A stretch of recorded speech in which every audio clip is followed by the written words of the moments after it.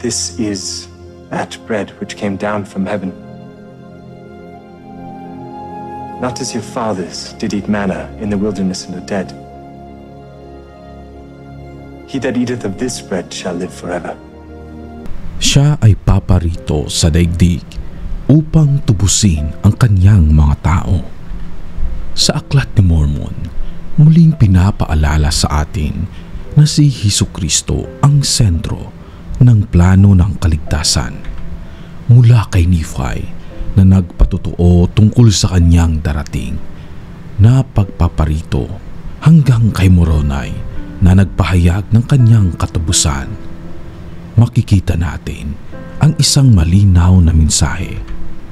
Ang walang hanggang pag-ibig ng Diyos ay nahayag sa pamamagitan ng kanyang anak, si Hesukristo, gaya ng sinabi sa Hilaman chapter 5 verse 9, tanging sa pamamagitan ng kanyang pagbabayad sala, tayo maaaring maligtas. Ang pahayag na ito ay tugma sa sinabi ni Juan chapter 3 verse 16. Sapagkat gayon na lamang ang pag-ibig ng Diyos sa sanlibutan, kaya't ibinigay niya ang kanyang buktong na anak, upang ang sinumang sumampalataya sa kanya ay hindi mapapahamak, kundi magkakaroon ng buhay na walang hanggan. Ang parihong tema ng pagmamahal at pagtubos ay makikita rin sa lumang tipan, gaya ng sinabi sa Isaias chapter 53 verse 5. Ngunit siya'y nasugatan dahil sa ating mga pagsuway, siya'y binugbog dahil sa mga kasamaan. Ang parusa para sa ating kapayapaan ay nasa kanya, at sa pamamagitan ng kanyang mga latay ay gumaling tayo. Sa ating panahon, lalo na tuwing Kapaskuhan, tayo ay iniimbitahan na pagnilayan hindi lamang ang pagsilang ni Kristo, kundi pati na rin ang dahilan ng kanyang pagpaparito, upang iligtas tayo mula sa ating kasalanan at bigyan tayo ng pag-asa sa buhay na walang hanggan. Ang kanyang halimbawa ng sakripisyo, pagmamahal at habag ay nagbibigay inspirasyon sa atin na maging mas mabuting tao at maglingkod sa iba.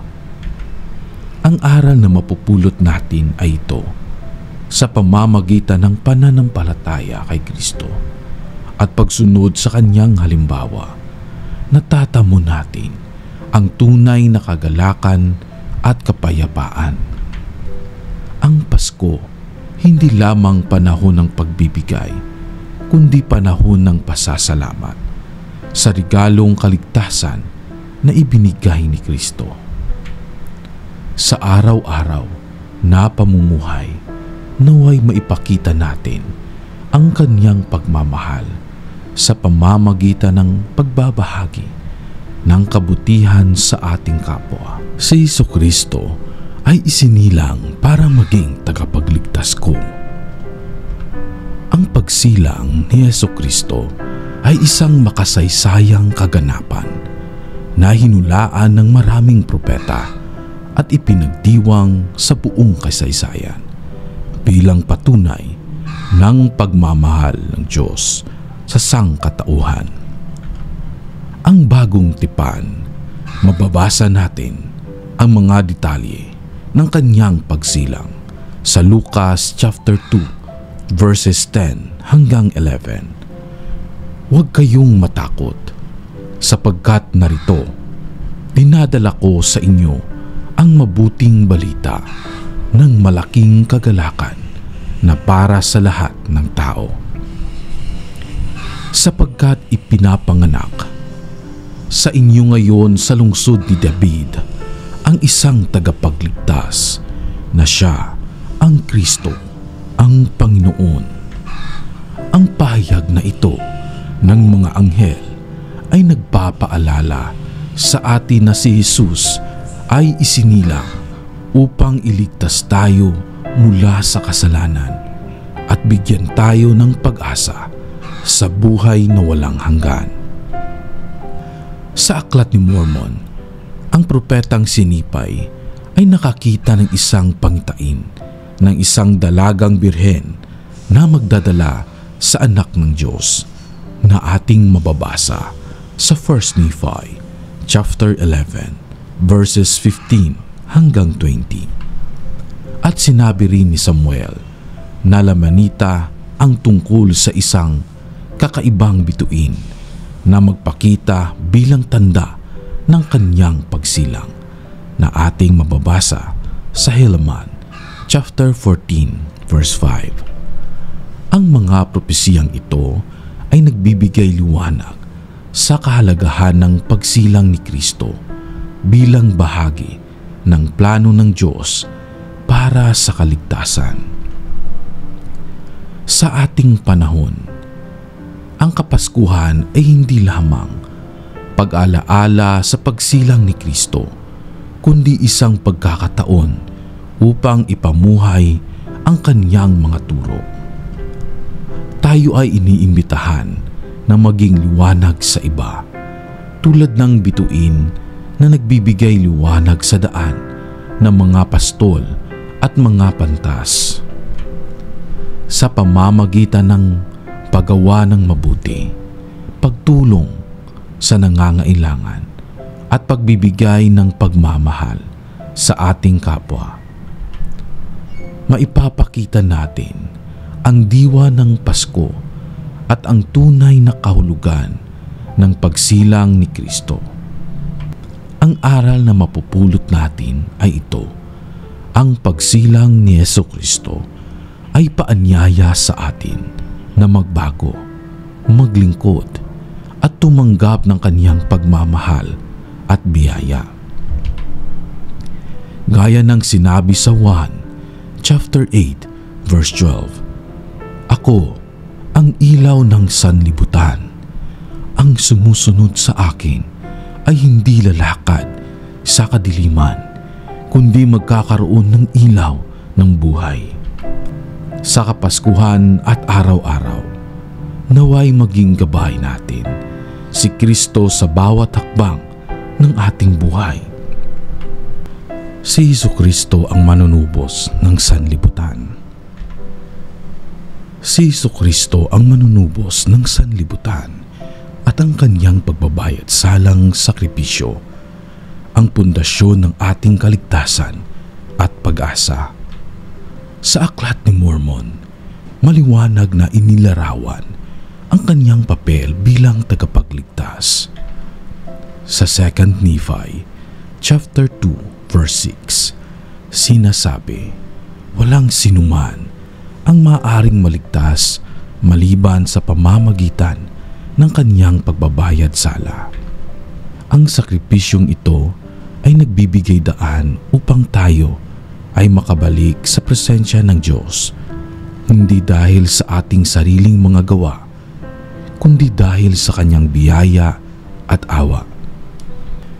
Ang Alma chapter 7 verses 11 hanggang 12, binibigyang diin ang kanyang kakayahang maunawaan ang bawat sakit, pagsubok at kahinaan na dinaranas natin, at magpapasakit siya alinsunod sa laman upang malaman niya alinsunod sa laman kung paano lulunasan ang kanyang mga tao alinsunod sa kanilang mga kahinaan. Ang aral dito ay si Kristo ay hindi lamang isang tagapagligtas, kundi isang maawain at mapagmahal na kaibigan na nauunawaan tayo ng lubusan. Sa Bagong Tipan, ang 1 chapter 3 verse 16 ay nagpapaalala sa atin ng layunin ng kanyang misyon, sapagkat gayon na lamang ang pag-ibig ng Diyos sa sanlibutan na ibinigay niya ang kanyang bugtong na anak, upang ang sinuman sa kanya'y sumampalataya ay huwag mapahamak, kundi magkakaroon ng buhay na walang hanggan. Ang parehong mensahe ay makikita rin sa Hilaman, chapter 5, verse 9, na nagpapahayag na walang ibang paraan upang maligtas kundi sa pamamagitan ng pangalan ni Kristo. Sa ating panahon, ang kanyang pagtubos ay nagbibigay sa atin ng pag-asa sa gitna ng mga hamon. Tayo ay hinahamon na ipakita ang ating pasasalamat sa pamamagitan ng ating mga gawa, gaya ng pagpapakita ng pagmamahal sa kapwa, pagsunod sa kanyang mga kautusan, at pagtitiwala sa kanya sa ating mga pagsubok. Ang pagbabayad sala ni Kristo ay paalaala na hindi tayo nag-iisa sa ating paglalakbay at na laging may pagkakataong magbago at magbalik loob. Ang aral na mapupulot natin ay ang sakripisyo ni Hesukristo ay dapat maging inspirasyon upang tayo ay magpakabuti at maglingkod sa iba. Sa pamamagitan ng pagbibigay ng ating pasasalamat sa Kanya sa mga simpleng paraan, pagtulong sa nangangailangan, pagpapalaganap ng kabutihan at pagsamba sa Diyos, na ipapakita natin ang tunay na diwa ng Kaniyang misyon bilang manunubos ng sanlibutan. Ang Aklat Mormon ay nagpapatotoo tungkol kay Hesukristo. Ang Aklat ni Mormon ay isang buhay na patotoo na si Hesukristo ang anak ng Diyos at tagapagligtas ng sanlibutan. Sa 1 Nephi chapter 6 verse 4, sinabi ni Nephi na ang layunin niya sa pagsusulat ay mahikayat ang tao na lumapit sa Diyos ng kanilang mga ama at sa Diyos ni Abraham at sa Diyos ni Isaac at ni Jacob at maligtas. Ipinakita nito na ang pangunahing mensahe ng Aklat ni Mormon ay magdala sa atin kay Kristo, ang tanging daan tungo sa kaligtasan. Sa 2 Nephi chapter 25 verse 26, sinabi ni Nephi na pinagpapakumbaba namin ang aming mga anak upang maniwala kay Kristo at upang malaman ang kung anong layunin sila ay magtiwala sa Kanya para sa kanilang kaligtasan. Ang aral dito ay dapat tayong patuloy na magturo at magpatotoo tungkol kay Kristo upang ang ating mga anak at ang mga sumusunod na henerasyon ay makilala sa Kanya. Ang Aklat ni Mormon ay nagtuturo rin ng kahalagahan ng biyaya ni Kristo gaya ng makikita sa 2 Nephi chapter 25 verse 23. Sapagkat alam namin na sa pamamagitan ng biyaya tayo ay naliligtas matapos gawin ang lahat ng ating makakaya. Ang talatang ito ay nagtuturo sa atin na habang mahalaga ang ating mga pagsisikap, ang kaligtasan ay hindi natin makakamtan sa sarili lamang nating kakayahan. Ito ay biyayang kaloob ng tagapagligtas. Sa Bagong Tipan, ang 1 chapter 20 verse 31 ay nagbibigay ng katulad na layunin. Ngunit ang mga ito ay nasusulat upang kayo'y sumampalataya na si Jesus ang Kristo, ang anak ng Diyos, at upang sa pananalig ay magkaroon kayo ng buhay sa pamamagitan ng Kanyang pangalan. Parehong sinabi ng Aklat ni Mormon at ng Bagong Tipan na si Kristo ang sentro ng plano ng kaligtasan. Sa ating panahon Ang Aklat ni Mormon ay nagsisilbing gabay upang maunawaan natin ang papel ni Kristo sa ating buhay. Tayo ay tinuturuan nito na magtiwala sa Kanya, magpakumbaba at sumunod sa Kanyang mga kautusan. Sa pamamagitan ng pagbabasa nito, pinalalalim natin ang ating patotoo na si Kristo ang buhay na tagapagligtas na laging naririyan upang tulungan tayo sa ating mga pagsubok. Ang aral na mapupulot natin ay ang kalagahan ng pananampalataya at patuloy na pag-aaral ng salita ng Diyos.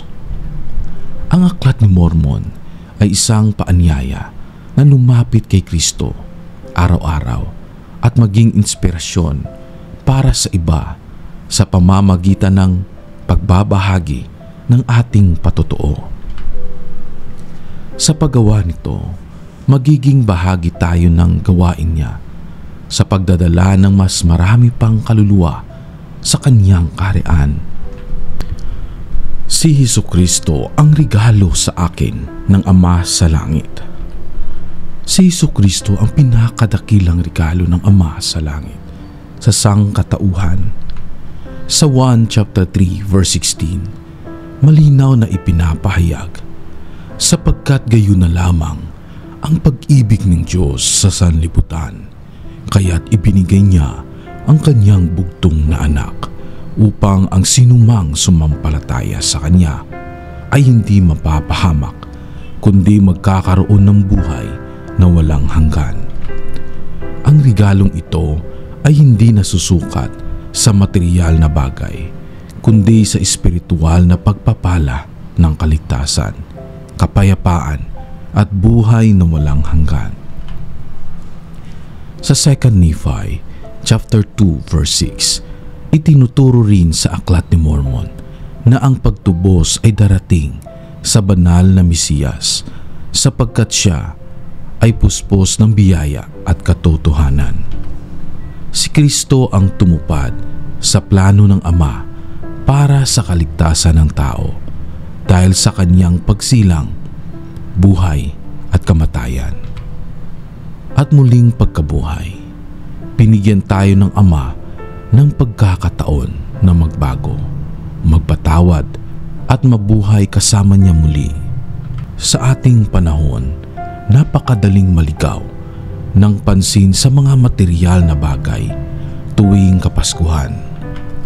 Ngunit dapat nating tandaan na ang pinakadakilang regalo ay si Hesukristo, ang tagapagligtas na nagbigay ng daan upang tayo'y magkasundo sa Ama, mapalaya mula sa kasalanan at magtagumpay laban sa kamatayan. Ang Kanyang halimbawa ng pagmamahal, sakripisyo at kabutihan ang nagbigay sa atin ng inspirasyon upang magmahal at maglingkod sa kapwa. Ang aral na mapupulot natin ay ang pagpapahalaga sa espiritual na mga bagay higit sa material. Tayo ay hinahamon na tularan si Kristo sa ating mga kilos at damdamin na maging mapagmahal, mapagpatawad at mapagkumbaba. Ang pagbibigay sa iba, lalo na sa mga nangangailangan, ay isang paraan upang maipakita ang pasasalamat natin sa regalo ng Ama. Sa ganitong paraan, tunay nating mararanasan ang diwa ng Pasko bilang isang panahon ng pagmamahal at pagpapala mula sa ating tagapagligtas. Si Hesukristo ay isinilang para maging tagapagligtas ko. Si Hesukristo ay isinilang upang maging tagapagligtas ng mundo, at ito ang pinakadakilang pagpapahayag ng pagmamahal ng Diyos sa Kanyang mga anak. Sa Lucas chapter 2 verse 10 to 11, ipinapahayag ng anghel sa mga apostol, "Huwag kayong matakot, sapagkat narito, dalhin ko sa inyo ang mabuting balita na malaking kagalakan na siyang sasabuong bayan, sapagkat sa araw na ito'y ipinapanganak sa inyo sa lungsod ni David ang isang tagapagligtas na siyang Kristo ang Panginoon. Ang pagsilang ni Kristo sa isang sabsaban ay nagpapakita ng kanyang kababaang loob at ang kanyang misyong iligtas ang lahat, anuman ang kanilang kalagayan sa buhay.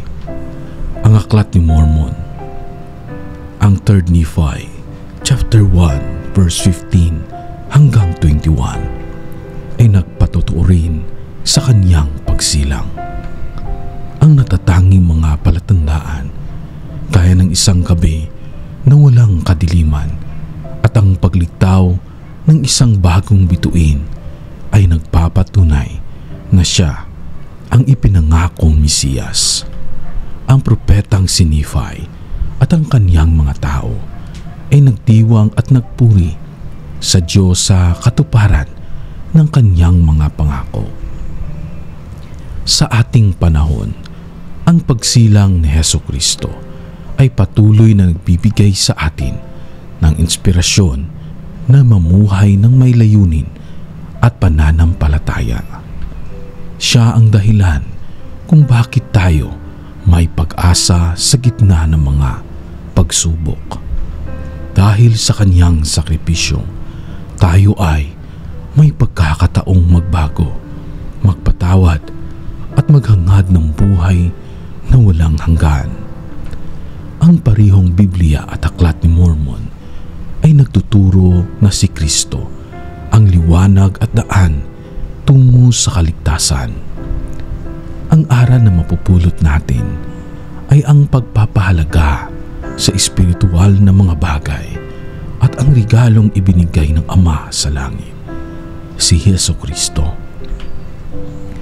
Tayo ay hinahamon na ipamuhay ang kanyang mga turo sa pamamagitan ng pagmamahal, pagpapakumbaba at paglilingkod sa ating kapwa. Ang Pasko, higit pa sa mga material na selebrasyon, ay isang paalaala na ang liwanag ni Kristo ay dapat magningning sa ating mga puso at gawain araw-araw.